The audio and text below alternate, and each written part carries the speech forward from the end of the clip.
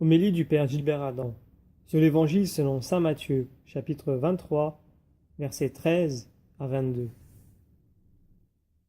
Malheureux êtes-vous, scribes et pharisiens hypocrites, parce que vous fermez à clé le royaume des cieux devant les hommes. Vous-même, en effet, n'y entrez pas, et vous ne laissez pas entrer ceux qui veulent entrer. Malheureux êtes-vous, scribes et pharisiens hypocrites, parce que vous parcourez la mer et la terre pour faire un seul converti, et quand c'est arrivé, vous faites de lui un homme voué à la géhenne, 2 fois pire que vous.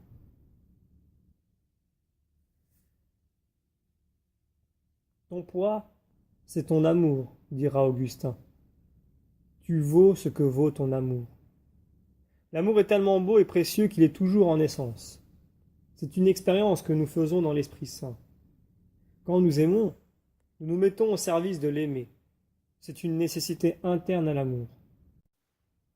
Il est impossible dans l'amour de se donner le titre de rabbi. Le seul maître, c'est Dieu. Augustin est cet homme d'une intelligence extraordinaire, qui a une puissance de vue étonnante. À l'école de Jésus qui a dit « Nous reconnaissons que nous demeurons en lui et lui en nous », à ce qui nous donne part à son esprit. C'est l'Esprit Saint qui vient à notre secours, car l'amour même de Dieu nous est donné pour que nous aimions, nous aimions les uns les autres. Voici comment Dieu a manifesté son amour pour nous. Dieu a envoyé son Fils unique dans le monde pour que nous vivions par lui. Augustin a prêché la beauté de l'amour de Dieu. Averti par mes lectures à faire un retour sur moi-même, dit-il, je suis entré dans le fond de mon cœur, sous ta conduite. Je l'ai pu parce que tu t'es fait mon soutien. J'y suis entré et j'ai vu, de je ne sais quel œil, plus haut que ma pensée, une lumière immuable. Ce n'était pas la lumière ordinaire que perçoivent les yeux du corps, ni une lumière du même genre, mais plus puissante, plus éclatante, remplissant tout de son immensité. Non, ce n'était pas cela, mais une lumière différente, très différente de tout cela. Nous continuons la lecture de l'Évangile. Malheureux êtes-vous, guides aveugles, vous qui dites « Si l'on fait un serment par le sanctuaire, il est nul. Mais si l'on fait un serment par l'or du sanctuaire, on doit s'en acquitter. » Insensé et aveugle, qu'est-ce qui est le plus important? L'or ou bien le sanctuaire qui consacre cet or? La résurrection de Jésus a fait de nous des êtres renouvelés. Nous sommes devenus ses frères, tendrement aimés de notre Père. Cet amour, nous le recevons comme un bon fils et nous nous efforçons de le mettre en œuvre chaque jour. Mais bien-aimés, aimons-nous les uns les autres puisque l'amour vient de Dieu. Toute conversion chrétienne est bien là, à l'écoute de la volonté du Père. Saint Augustin le manifeste ainsi. Cette lumière n'était pas non plus au-dessus de ma pensée comme l'huile surnage au-dessus de l'eau, ni comme le ciel s'étend au-dessus de la terre.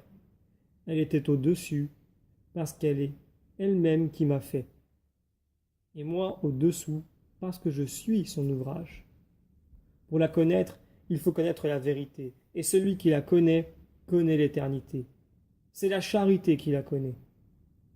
Ô éternelle vérité, vraie charité, chère éternité, tu es mon Dieu et je soupire auprès de toi jour et nuit. Ce Père de Jésus nous aime d'un amour infini. La beauté de ce seul Père unique qui est aux cieux. Saint Augustin a manifesté sa tendresse avec une parole choc. Aime et fais ce que tu veux. Bien-aimés, puisque Dieu nous a tant aimés, nous devons aussi nous aimer les uns les autres. Voilà à quoi se reconnaît l'amour. Ce n'est pas nous qui avons aimé Dieu, c'est lui qui nous a aimés, et il a envoyé son Fils qui est la victime offerte pour nos péchés.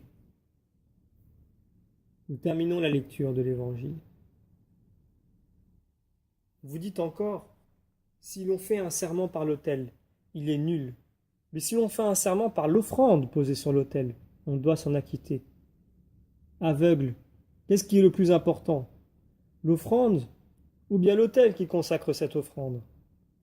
Celui donc qui fait un serment par l'autel fait un serment par l'autel et par tout ce qui est posé dessus. Celui qui fait un serment par le sanctuaire fait un serment par le sanctuaire et par celui qui l'habite. Et celui qui fait un serment par le ciel fait un serment par le trône de Dieu et par celui qui siège sur ce trône. L'humilité est un fruit de la foi au Dieu d'amour. Dieu, personne ne l'a jamais vu, mais si nous nous aimons les uns les autres, Dieu demeure en nous. Quand j'ai commencé à te connaître, tu m'as élevé vers toi pour me montrer que j'avais encore bien des choses à comprendre et combien j'en étais encore incapable.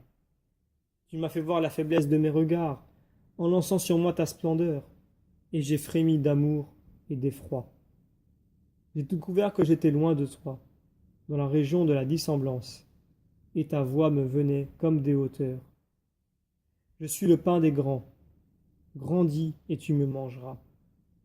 Et ce n'est pas toi qui me changeras en toi, comme cela se passe pour la nourriture de ta chair, mais toi, tu seras changé en moi. Nous connaissons bien notre incapacité d'aimer.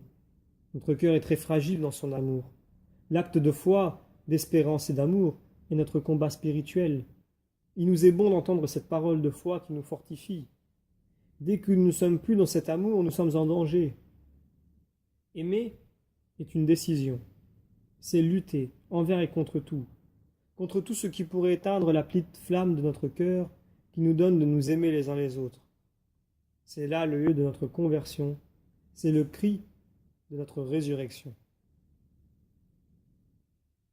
Demandons la grâce d'être entraînés dans cet amour nouveau, toujours offert.